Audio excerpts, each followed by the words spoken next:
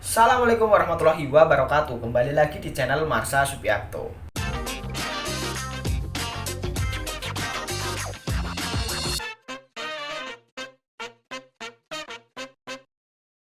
Pada kesempatan kali ini kita akan kembali membahas informasi menarik. Kali ini masih terkait dengan seleksi calon pegawai negeri sipil untuk formasi tahun 2021. Jadi kali ini pembahasannya melanjutkan pembahasan yang kemarin, masih berkaitan dengan tata cara pengisian kekosongan formasi untuk seleksi CPNS di tahun 2021 ini. Jadi pada video yang sudah saya upload kemarin, video itu saya buat untuk menjawab pertanyaan-pertanyaan yang berkaitan dengan pengisian kekosongan formasi. Ada lagi yang berkomentar dan bertanya melalui komentar tersebut karena pertanyaannya menarik, jadi saya akan coba jawab pertanyaan tersebut pada video kali ini. Untuk itu, simak terus. Yaps. Oke, bismillahirrahmanirrahim. Langsung saja kita mulai. Jadi, pertanyaannya dari Rosani Salatalohi.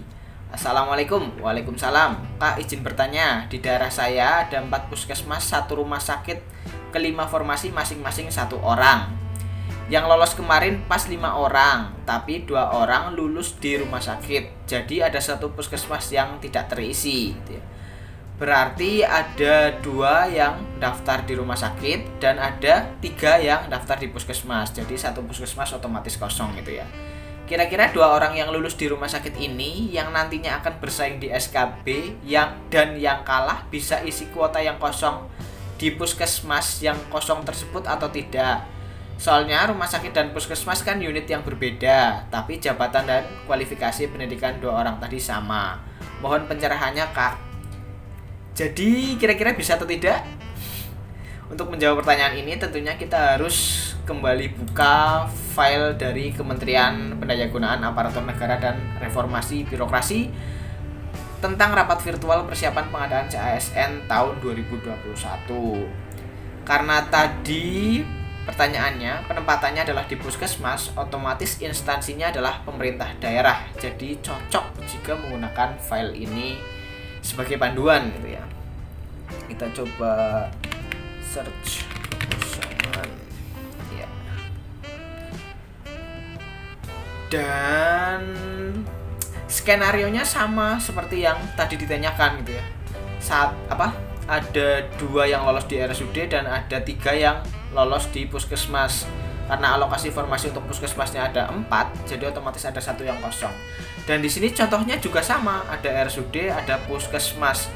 Jadi sangat bisa itu ya untuk yang tidak lolos di RSUD mengisi formasi kosong yang ada di puskesmas. Yang penting jabatan dan kualifikasi pendidikannya sama. Di sini contohnya jabatannya ahli pertama perawat dan untuk kualifikasi pendidikannya adalah nurse gitu. Jadi untuk yang berkomentar tadi jabatannya apa? Mungkin nanti bisa tulis lagi di kolom komentar video ini gitu ya. Untuk skenarionya sama persis dengan yang ini, cuma hanya alokasinya saja yang berbeda.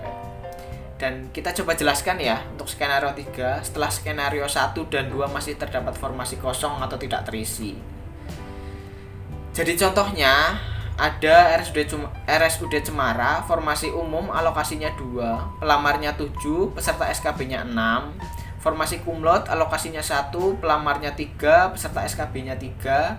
Formasi disabilitas alokasinya 1, pelamarnya 2, peserta SKB-nya 2. Jadi otomatis yang alokasi umum ini diambil peringkat 1 dan 2 setelah integrasi SKD dan SKB. Jadi ada peringkat 3, 4, 5, 6 yang tidak lolos. Kemudian untuk formasi kumlotnya diambil 1, otomatis peringkat 2 dan peringkat 3 yang tidak lolos. Untuk formasi disabilitasnya diambil 1, otomatis ada 1 yang tidak lolos. Kemudian untuk puskesmas Makaryu, formasi umumnya 1, pelamarnya 3, peserta SKB-nya 3.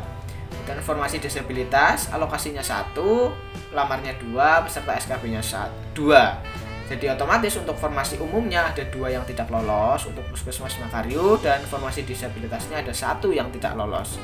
Kemudian ada puskesmas Kertapati, alokasinya 1, pelamarnya 0 dan peserta SKB-nya otomatis 0. Dan yang terakhir puskesmas Keramasan, alokasinya 1, pelamarnya 1 dan tidak lolos SKD, artinya tidak ada yang bisa melanjutkan tahap SKB. Jadi ada 2 alokasi yang kosong untuk Puskesmas Kertapati dan Puskesmas Keramasan. Dan ini 2 formasi yang kosong ini bisa diisi oleh pendaftar di RSUD Cemara yang tidak lolos dan pendaftar di Puskesmas Makaryu yang tidak lolos. Itu jadi skenario-nya seperti ini. Ada pendaftar dari Puskesmas Makaryu, ini yang warna Puskesmas Makaryu, ini yang warna biru. Ada pendaftar untuk RSUD Cemara, ini yang warna orange dan warna abu-abu untuk formasi disabilitas pendaftar di Puskesmas Makaryu. Ini semuanya bisa ikut dalam perankingan atau integrasi nilai SKD dan SKB. Tetapi untuk formasi khusus yaitu kumlot dan disabilitas, jika ingin ikut di ranking ini harus lulus nilai ambang batas atau passing grade SKD formasi umum dulu itu. Jadi sangat bisa pendaftar di RSUD mengisi kekosongan formasi untuk puskesmas gitu ya. Yang penting jabatan dan kualifikasi pendidikannya sama. Silahkan bagi yang tadi berkomentar bisa tulis lagi di kolom komentar video ini jabatannya sama atau tidak. Tadi sih sudah dijelaskan jabatannya sama, tapi pengen tahu juga jabatannya apa itu. Kalau perawat ahli pertama otomatis harus nurse ya. Dan bisa saja apoteker ahli pertama atau asisten apoteker itu. Jadi mungkin bisa lagi tulis di kolom komentar video ini. Mungkin itu saja dan semoga bisa menjawab pertanyaan dari yang tadi berkomentar gitu ya. Terima kasih. Mohon maaf bila ada kesalahan. Wassalamualaikum warahmatullahi wabarakatuh.